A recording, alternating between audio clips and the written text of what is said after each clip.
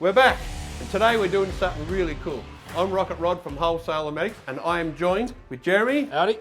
Now, he's my rebuilder here and this is our first time filming together. Second time. Second time, that's right. We shot upstairs. We actually shot an episode, How Hot is Too Hot, when we're talking about coolers. I'm also joined by Caleb behind the camera. Say hi. Hello. There he is. And today we are filming an episode where we're taking this transmission apart. Now, this is actually a Toyota A750. 750, yep. This particular model is actually out of a Toyota Landcruiser 100 series, 1HD FTE, and I can tell by the bell housing.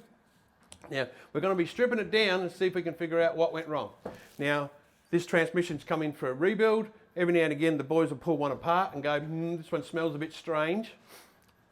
No, not your cooking. No, definitely not. Just something in the oil. So we're going to turn around, we're going to take it apart, piece by piece, and if you're into that type of thing and you like to know what's actually in an automatic and that, I can't tell you exactly how they work because we're actually taking one apart, not putting it together, but we'll do the best we can. So let's get started. We'll get this bell housing off. Now, these particular models, the A750, it's actually found in a lot of vehicles, not just the Landcruiser 100 series, it's in the early 200 series V8, it's in Prado 120, Prado 150, what else is it in? It's in the Mitsubishi Triton, it's in one of the models. MQs? MQs. What else is it? Oh, the Isuzu D-Max. Yes. It's actually in a lot of models, and we haven't even got started. No. It's a very popular transmission. It's a great transmission. It's actually an Asian transmission, which is commonly what brand is actually used for the Toyota. But I think this is one of the first Toyotas we've actually taken apart. So let's get started. We'll get it apart. We'll get the bell housing and the extension housing off first. Yep. Show us how it's done. That's loud. Told ya.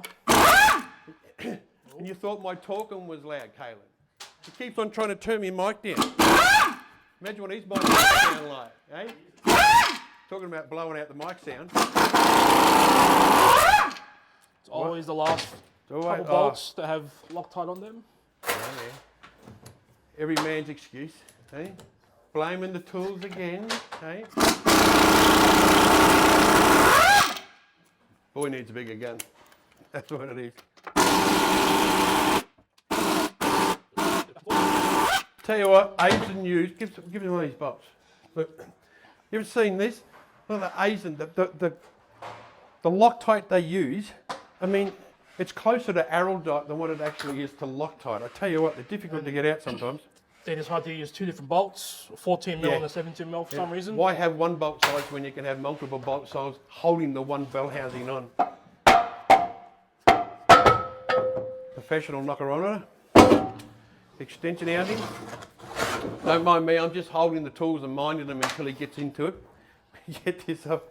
We could have pre-prepared it and got half the stuff off, but it would have taken the fun out of it. No fun in that. What are we up to now? Extension housing. Extension housing.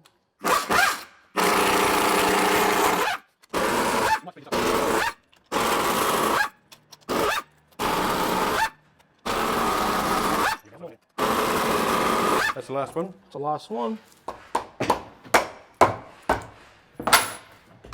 We have our first oil spill for the day. There you go. Yada, there you go. All yours. All right, what's next? Pan? Let's get the pan off. I think I'm going to babysit this hammer. Why am I drawn to hammers? It's like, here you go, you can have that back.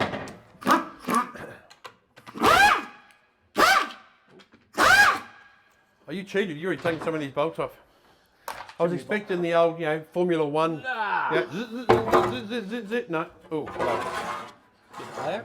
Oh, wow. I tell you what was in it, but it's actually just black. That's not the colour. No. That's not the colour it should be. Look at that. If you'd like to do finger painting, there it all is, right there. Look at that. Magnets have got a little bit on it. They're actually quite fluffy, the magnets. I'll grab this and see if you can see. The magnets, they're all built up with a bit of metal, but it's no big chunks, which is what we're hoping for when we take one of these apart, that we don't end up with something that's nice and chunky, but something's made that all go really dark. Let's see if we can find it. Already wiping your hands, I'm only in 20 minutes. Here. So we're taking the oil filter off and then we'll get onto the Give me that for a sec. I just want to have a look. Oh, yep. I just want to see whether there is. No, there's nothing. No, there's nothing obvious in there.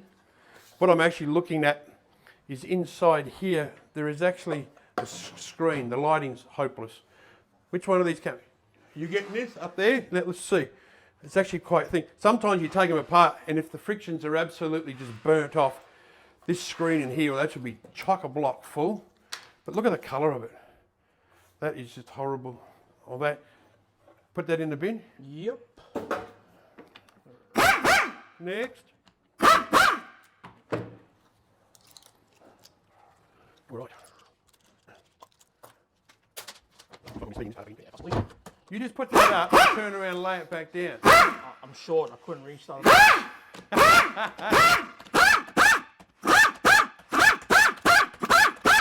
Here we go. Okay. You can work for a Formula One team. You've been fibbing with the whole time. It's always. Take your time. Take your time. All right. So this is the valve body. You take those bolts. This is commonly when we sell a Nomad valve body or Extreme valve body. That's pretty much what it looks like. One of these, except this is standard. This is how it comes out. With most Toyotas now, you also notice they actually don't have gaskets anymore. Gone are the days of actually putting gaskets in between. It's pretty rare for something to actually be wrong with the Toyota valve body. The valve bodies are really, really good. You really don't see them fail in any way. I'm not suspecting anything with here. Solenoids possibly, but we'll see what we find inside to see where we go next. So we'll just put that aside. Got the wiring. We just get that out of the way. Everything looks good. Actually taking that pan gasket off, this is actually, that's not the original gasket. It looks like someone stuck that down. I think Like, that's why? just corrosion, I think. Wonder if it's been in salt water. That's the only thing I can think of that might be there. But anyway, we'll keep going. That would not cause the problem. You can have that back.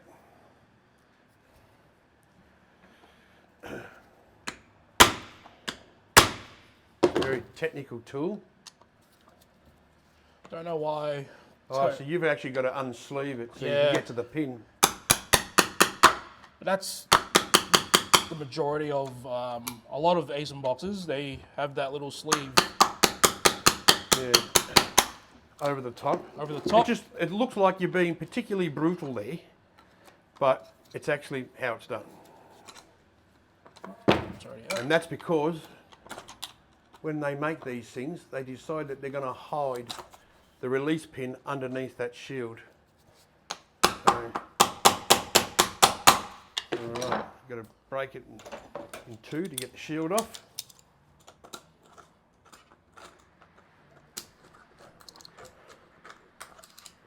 There you go. Gee, that's the first thing you've done today. You're just absolute vandal. Look at that. Well, wonder why they don't make them so they're replaceable. They're replaceable, but no. It's just pretty stupid because they've got In a the roll bin? pin Yep. underneath it. So They really don't want that roll pin to come out, do they?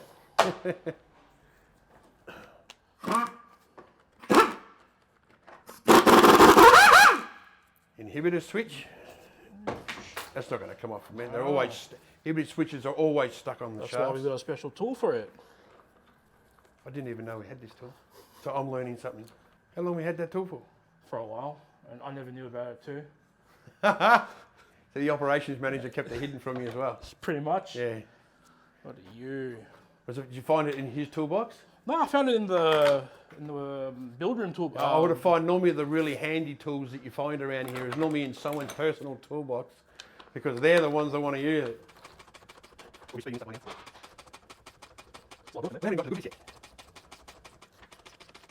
you go. Right. There you go. Inhibitor switch. This is actually just a switch on the side of the auto that basically tells the computer in the car what gear it's in, park, reverse, neutral, drive, bits and pieces like that. These can pack up. It's actually quite, it's simply because they're on the outside of the auto. If you do lots of water troubles and everything, they can actually pack up those switches. It's quite easy. We're forever replacing them. Actually, I tell you what packs up more is actually this. One of the first things, very fine pins in here, and this is also on the outside. And we get a lot of people, especially a lot of people doing saltwater crossings and that, or getting in the saltwater. They find these corrode really easy in here. They were just never a great thing from the start. We actually have them brand new because we go through so many of them. The fun part.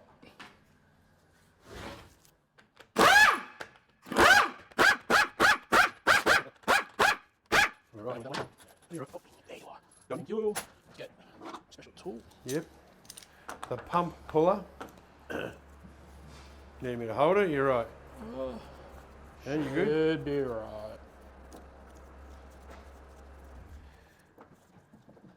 Like, why are we waiting?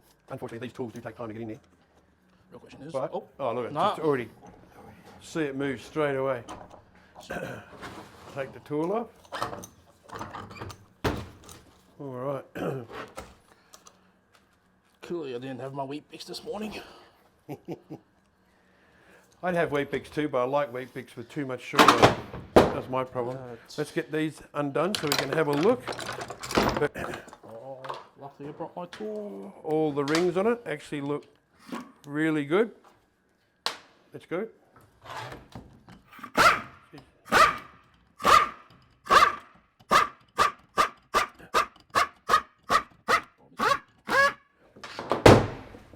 We have all undone them all. Yes, yes, yes, yes, yes.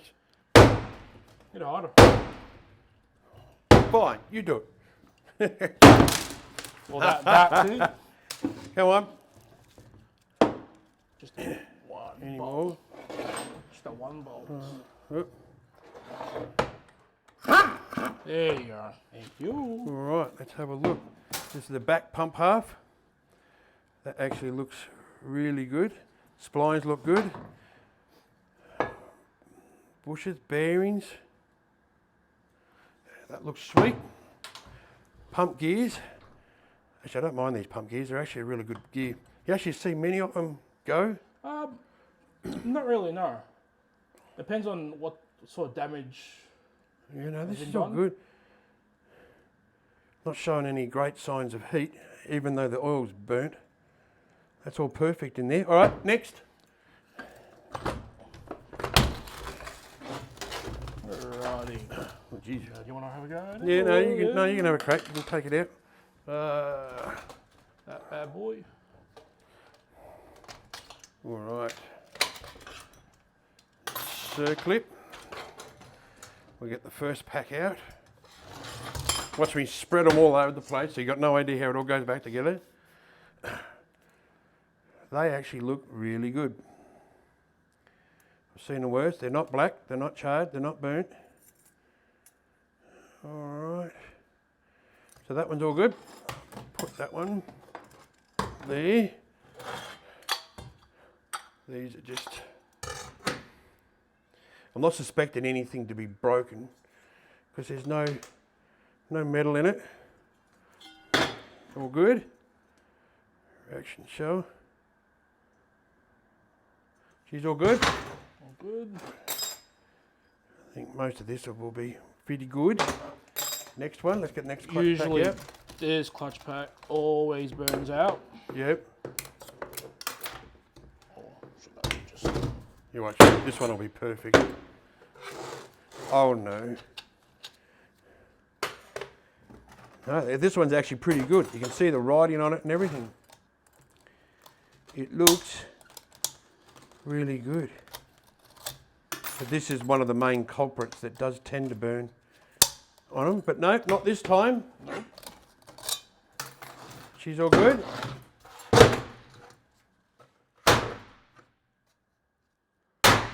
Starting to get worried. Everything's looking all right so far.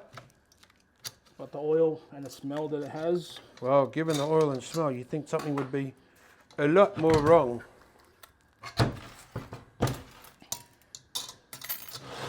All looks good. Find me something broken. There's got to be something in here. So we get the really big, grab this. The really big circlips in there. That one. Here's another one. That one looks all right too. Big clutch though, that one. What clutch is this one? Brake clutch. That's the brake clutch. Maybe a All big right. one. Next, arguing with the ultimate circlip. Because normally you should be able to fit like a circle plier in there, but sometimes when ASIN put the circlips, they're behind the actual tang, so you can't even get to Can't it. even reach to them. So So you'll spend the next few minutes arguing with it. Oh no, you got it. These are coming. I've done that a few times and just watched the whole thing just absolutely spit out. It's always the last bit. there you go. When the camera's on, it's actually worse. All right. Oh, put that over there. Grab these guys out.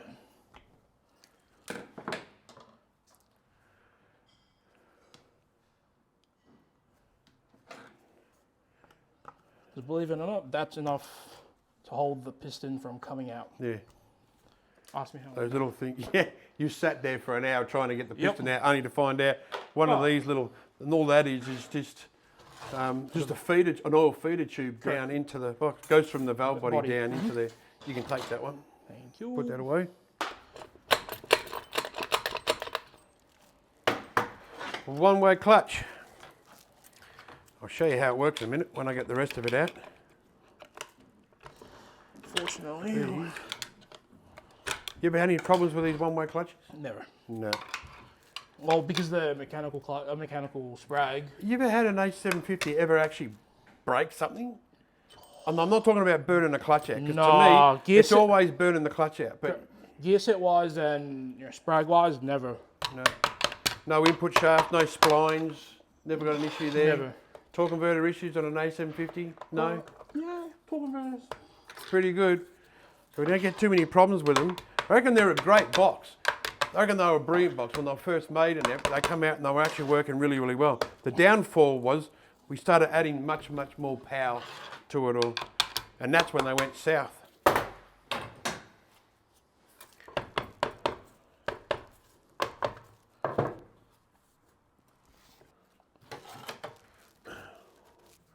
Well, that's partial. Give me the rest.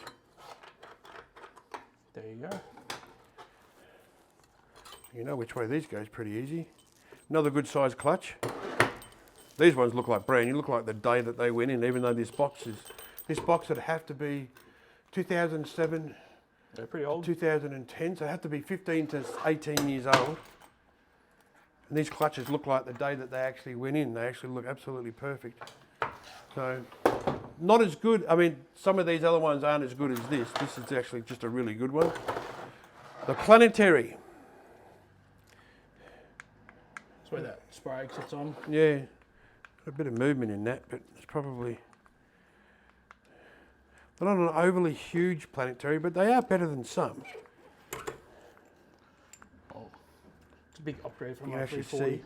see, yeah, the gears going around, and there's an inner and an outer gear. See, one, you can see one's on the inside, and it joins up to another one, just to spread it out, which is really weird. Normally you'd have one gear that's that big, but they wanted to keep it fine. That's actually a very unique way of engineering that. But as you said, you don't actually see them blow up. No, actually, on that note, I do remember we did have a 750 not too long ago, probably a month or two ago, Yeah. where this actually was split from the shell. I just snapped that off. Yeah, because this is not a welded. It's like a friction Friction weld, yeah. Friction Which you press, can't see. You can't even see how they're actually joined together at all. When you look at it, you look at it like it's actually being machined together as one, but no. So that's the only thing. That was all the time I remember overseeing a 750. Next planetary. No, this is the annulus. Outside gear. There's no teeth in there. As in, no missing teeth. It all looks really good in there. That's that. Here we go. There's another planetary. Normally we're always checking how much movement there is backwards and forwards on there to make sure it's not excessive. And spin, and you can also, it's hard to see, you diagonally, you're trying to actually tilt it on the pin to see if you can get any wobble on the pin. But these are all perfect. Look at that tiny little sun gear in there that drops in there when it wants to. Don't make me look bad. Go in there. There we go. It sits in there. Rotates. Neck. Oh, another big circlip. Just to drive you nuts. It's a finesse. They certainly build them to stay in there. They don't make them dead set easy to come back out. And I'm not making it easy, getting in his way. Alright, piston. Piston with return springs. Nope. Looks good. That's actually a piston with its outer shell on it. There'll be a hole here somewhere. You can actually blow it and that piston will shoot out on you. Probably clock and jam as they do. Hefty old clutch. This one would be what, low reverse or something? That's another brake clutch. Look at that. After so many years, you can still see the writing and the marks on the frictions itself. So, this is the really annoying one, where they've put a circlip in front of a sprag. just to make your life that little bit difficult. I'd angle you down, but I'd tilt you sideways. It's not a really good angle, is it? And where the holes are for the circlips, they're right behind other stuff. So, yeah. Well, they weren't here to make your life easy, were they? No. Definitely not. Whoa! Got it. That came out. That's what normally happens with these. When you're arguing with them, all of a sudden you'll get, yeah, it won't come, and then it just fires out at 100 miles an hour at you. But that just came out. They're quite a thick. They're very, very They're thick. a hefty unit, these circlips, as you can see, but they're even hard to move. Like one of these earlier ones, not a problem. Look, you can actually move it. Bit of a bow, but not that one. Hope you know where they all go. That's all right. You sure you know where they all go? Don't be asking me where they go. I only watched you take it out. There you go. Well, that's a trick way of doing it. So, that bad boy. Another one-way sprag. So 9 times out of 10, that doesn't happen. What? That coming out like that. Oh, what? Normally argues with you? Normally, if you do it like that, it will actually cock the sprag sideways in the case. And that's a big headache when it does do that. Yeah. That's what we mean by a one-way clutch. You can actually turn the inner hub one way, but it won't turn. No matter what you do, you can't turn it the opposite way. So what they call a one-way clutch. Goes one way, won't go the other way. So it just locks in one direction. And that one looks really good, although we'll take the center out just to annoy you. And have a look. You can see all the dog cams in there. We call them dog cams. What do you call them? Cams? Roll teeth? Roll cams. Yeah. Rollers. So that one looks like I bought one. Oh, which way?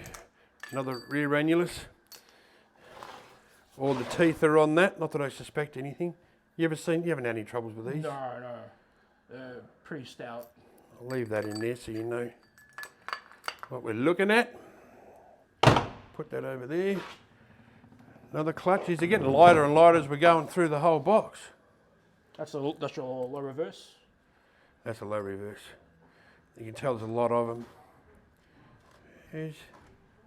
The only marks on there actually wipes off with your fingers. That's absolutely perfect condition. You can see the orange lines on them. Remember, that's, like I said, what did I say, 17 years? 17 years, 15, 17 years in that range. So, output, look at that, that's a stonking great output shaft for it. Planetary is actually a really good size. That's actually a really heavy unit. I wouldn't say it's quite as big as the Ford Ranger Planetary, but the gears are really close. But just, but it's all one piece. But these are all, like I said, you just never see these things fail on the back. Just like I said, the only thing you've ever seen is that one shaft come off from the drum. Correct. Right? And that's about it. Other than that, these clutches are the main one, which they're a small clutch. They're the smallest clutch in there. on the input drum is where they always tend to fail.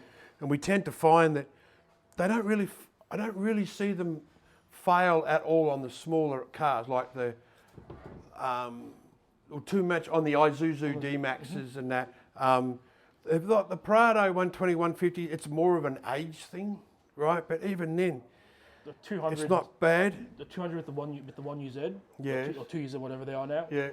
That's the times where I've seen they always fail. But then again, you've got the power. Well, you got the big car, but you're getting up more and more in power. And then when they got to that stage, because what actually happened, they were building these transmissions, and they were in pretty mid-range cars, really. Correct, yeah. I think the Landcruiser 100 series with the 1HDFT, that was being fairly optimistic. But what would Toyota do? They just detune the engine, and that's why you know that the 1HDFTE is actually quite a heavily detuned.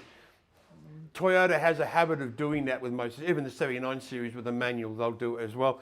So they detune the engines to suit the capabilities of the autos or the drivetrain. Well, they don't want warranties either and that, so they actually do that. So they do it. But then when they did start getting to the bigger power, and then when people started modifying them, that's as soon as you see people modifying them, especially like chips, you can't really do tunes on them. You can do tunes on maybe the D-Max and that, but I don't think you can't do flash tunes like the 100 series, I don't believe. Correct me if I'm wrong in the comments below. If you know any different, please whack it in the comments below. But it was all chips and people putting big turbos, injectors, all that stuff on it. And the trouble with that, there is a side effect on that. And one of the most common things we do find with the A750, the 5-speed auto on the 100 series, is that when the boost goes up too high, it gets to a certain point, is that what they do is that they get up the boost up too high, it would actually do what they call a fuel restriction, right? Where they actually start to pull the engine back a little bit. But when they do that, the pressure of the auto drops and it tends to burn them out. It's actually quite, so a lot of tuners that do it, they know that they actually get the boost pressure to come up to a certain amount, and then the way that it actually maps, they tie it off. Now there is proper wording for it. If you know, please let me know. But they actually do tie it off so it doesn't max out to the point where it actually trips the computer to start lowering the transmission pressure. So a big tune and exhaust, not so much exhaust, but turbos, injectors and big tunes that you do on a manual that works fine, you put it in an automatic and all of a sudden it just sets this program off and actually lowers the pressures on them. You can actually put pressure gauges on them and everything. They look great. You've got to get them in that situation before you suddenly see it actually change. So it's been a big thing. Case is empty. That's it. All right. So. I wonder where all the black oil went. Where it came from. Yeah, that's a really good question. Because, has it just not been serviced for years? Like that is a lot of, where is that pen? That is a lot. You would think that, the metal on these magnets, and they've got like what we call fur. You get a lot of fur on these magnets and they stick up and you play with them and the fur just pushes down. It's actually very fine metal that's actually on it. But this thing just honestly looks like it hasn't been serviced in like 10, 15 years. Oh, but it's still in good nick. The oil looks old, but it did have an aftermarket pan gasket on it. So it has been done, but there's a lot of corrosion, and I don't know whether you can see it. We tried to show you before. There is a lot of corrosion, and that's actually, you got a screwdriver or something to try and scrape it, and you'll actually, because you probably won't see it until there's actually a lot of, look at that all built up there. Now the gasket was actually on top of that, and that is corrosion. There's corrosion on the case. And I don't think I've seen that before. No. And I'm wondering then if this wiring, if that's got corrosion there, I'm wondering if we've got corrosion on the pins. It's fine pins, what is it? Approximately about, 18 pins in there, something like that.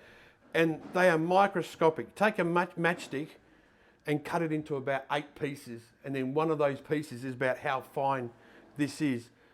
And they get little bits of corrosion on that. When they do, what happens, the auto the signals to the solenoid, the signal to the computer, they all go haywire. And that's what commonly happens. So much so that we actually, like I said, mentioned before, we actually do keep these harnesses in. It always happens at the worst possible time. Oh, yeah. Someone's on Fraser Island or Morton Island and that's where they get stuck, right? And it's like, well, You've got to get back. Your eyes any better than mine? I need to put 2 or 3 pairs on. Your eyes don't look any better than mine, No. but hey, look. It's a thought that counts. Yes, we tried to look. We honestly did. Oh, But we'll have a look. It's a bit fuzzy in there, but that's just probably from all the dirt and grime. And it doesn't take much. No. Actually, there is. There is. On one of these pins, I can actually see corrosion on there. So that's had water in it. But this auto, in hindsight, needed a really good service, for one. And it wouldn't have been a normal service where you just take the pan off and do a service. You would have had to have done a full flush. You need to empty the torque converter, the whole lot. Put this in. You can put synthetic oil in it. That's not a problem at all. I think the valve body would have been fine. All these clutches would have kept on running. And this one, really, I honestly believe that, actually there's more corrosion than what I'm thinking in there. Have a look in there. There's a little bit of corrosion on those pins, just in a couple of spots. And all of this, all the way around the outside, see all this on the outside? Now, this has been in salt water. Definitely. Probably run along the beach. You've gotten too close to the salt water and you've run it up, maybe done water crossings and all that. Look, 100 series with the 1HD FTE is a perfect car for touring, doing four-wheel drive. Come a load of this. This is actually the air breather pipe.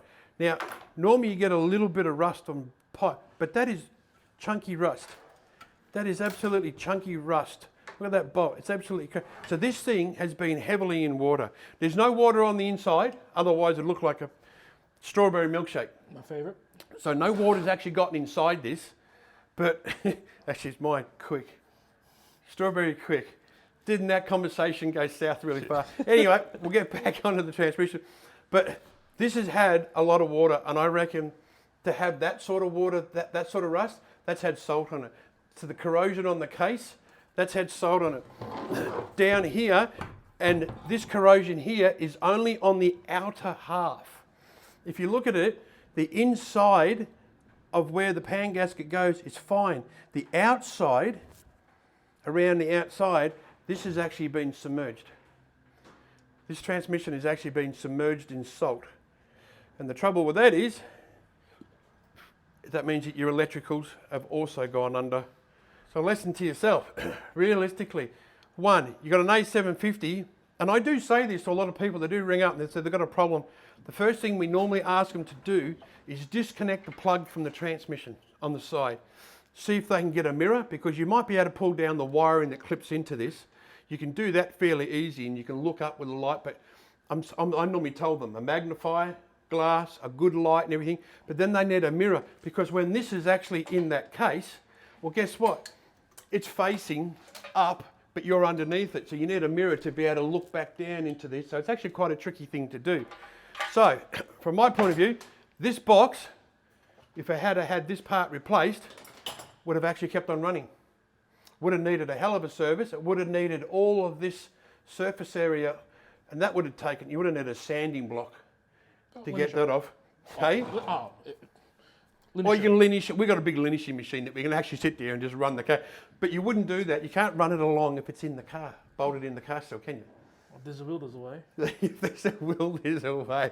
It's like, can you have a beer while you're hanging upside down trying to do wiring underneath your dash? I'm sure there is someone out there in the comments that has managed to do things that they probably shouldn't have been doing if alcohol wasn't being involved. Right? So look, I wish we had had one that was a really big blow up, but it would have been easy. It's blowing up. But in this case, it was a little bit more tricky. Now, on other models like the Colorado, you would have seen on the Ford Ranger, you would have seen us actually take the valve body apart. And the reason why we take them apart, because it's well known that both of those have massive problems, right? Especially the pump in the Colorado and the valve body on the Ford Ranger. But with the ASIN, the A750s, and the 6-speed AB60s, the bigger brother of this one, right? AC as well. And AC, you just don't see the valve bodies far. No. You can make the transmissions better by upgrading the valve body, but you're not upgrading it because the valve body's bad. Right. As with the Ford Rangers, we do so many upgrades simply because the valve body's gone bad. All right. So if you're going to do it, you might as well do an upgraded one so it doesn't do it again. Mm-hmm. That's the way you do it. So I hope you enjoyed. I hope you liked what we do. Please put it in the comments. Put in the comments what transmission you like us to have a crack at. Obviously, do you like to see the real technical side like this, like we're looking for the fine problems, or you like to see the big boom and bang and, you know, we're taken out and teeth falling out like a Collingwood player everywhere, like you just let us know, all right? Well, it's a bit hard. I'm a Collingwood supporter. I can call a Collingwood supporter with less teeth than me, call him what he is. No? Who do you bag for? The D's. He's holding a sec. Why, what's wrong with them? Oh. Until then, all right? Maybe you'll tell us what you would like us to do in the next episode. Please like, subscribe. I'll get Kaylin to whack some little things in here and that. And we'll catch you on the next episode. But from me, Jerry, and Kaylin behind, you guys have an awesome time. We'll catch you next time. Same time. Same time. Bye. See ya. Adios. Gonna wait?